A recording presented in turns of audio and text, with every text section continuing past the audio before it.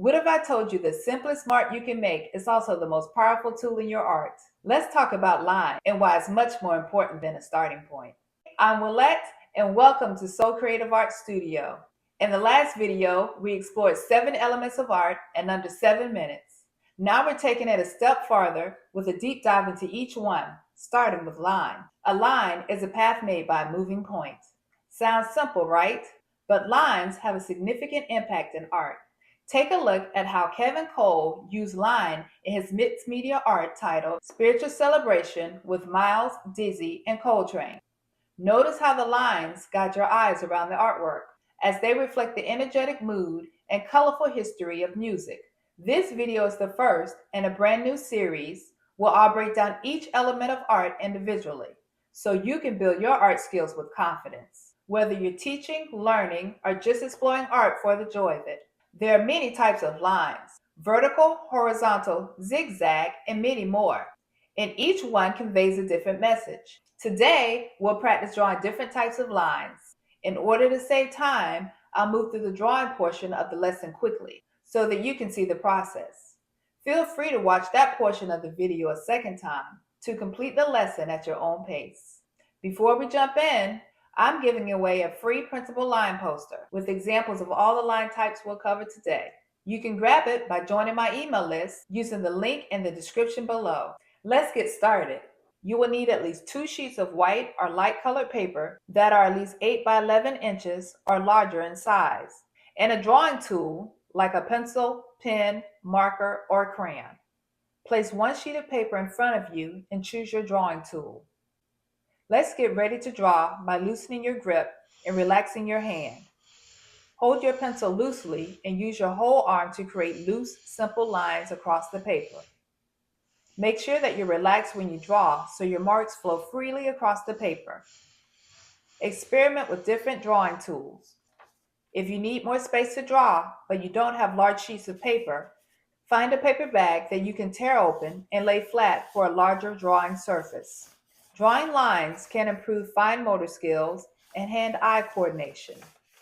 Now that you've had a chance to loosen up, pick up the second sheet of paper and place it in front of you. We're going to create a line chart with different types of lines. I'm going to draw the lines for my chart freehand, but feel free to use a ruler if you would like super straight lines. Good news! I created a free downloadable line chart template that you can print and use for this lesson. The link is in the description below. Using my pencil, I will draw a chart with 7 rows. On the far left side of the paper, I'm drawing a long vertical line. This is where I will write the name of the lines that I will create on each row. I'm writing the word vertical on the first line because I'm going to draw vertical lines in this section. Vertical lines show height, strength, and stability. They remind us of trees, flagpoles, and skyscrapers. Take a look at the strong vertical lines in William H. Johnson's painting titled Homesteaders. These lines reflect the resilience and endurance of the close-knit family represented in the painting. On the next row, I will draw horizontal lines. Horizontal lines provide a sense of balance, rest, and calmness. In Dorrit Black's painting titled A Dorset Farmyard, notice the horizontal lines throughout the painting, from the cows to the rooftops. Horizontal lines remind us of the horizon, the imaginary line where the earth appears to meet the sky, and they create a sense of space and depth. In the next section, I will draw zigzag lines. These lines are energetic and exciting. We see zigzag lines in lightning, mountain peaks, and the intricate structure of a spider's web. Take a look at the zigzag woven lines in a Nina Major ceramic stoneware titled Hybrid number 0030-5152-021. The overlapping lines form a round basket and a projecting woven crown that appears to bloom from the top of the art piece. I will draw diagonal lines in this section. Diagonal lines show action and movement. We see diagonal lines in geometric shapes, staircases, and blades of grass. In Jacob Lawrence's painting titled The Library, The diagonal lines created by the books, the figures, and the shells reflect energy and excitement throughout the composition. In the next row, I will draw curved and wavy lines. These lines bend and change direction smoothly, creating flow and movement. They can be seen in flower petals, winding rivers, and tree branches.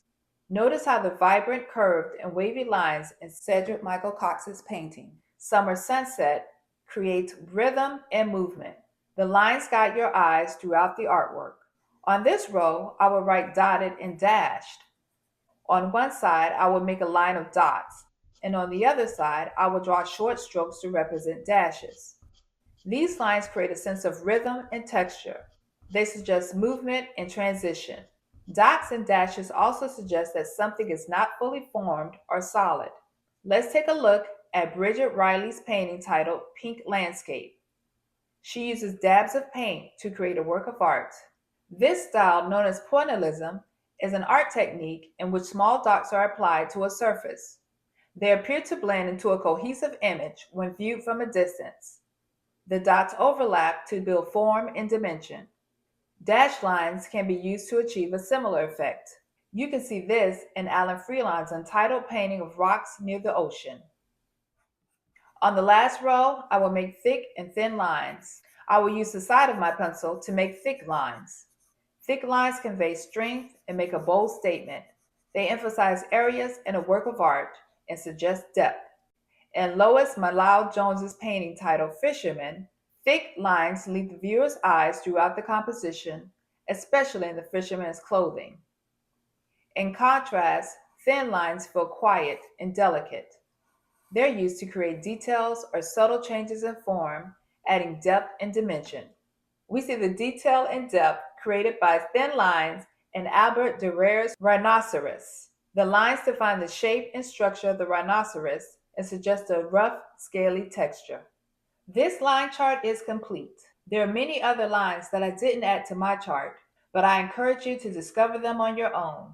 The chart will help you understand the different characteristics of line, how to create a sense of motion with lines, and how to generate visual effects with lines in an art composition. Now that you understand the power of line, get ready. We're going to put it into action. In the next video, we'll use lines to create a full art project that's creative, expressive, and fun to make. So stay tuned and make sure you subscribe so you don't miss it. Let me know in the comments if you made a line chart and which was your favorite to draw. If you found this lesson helpful, give it a like and share it with a fellow artist.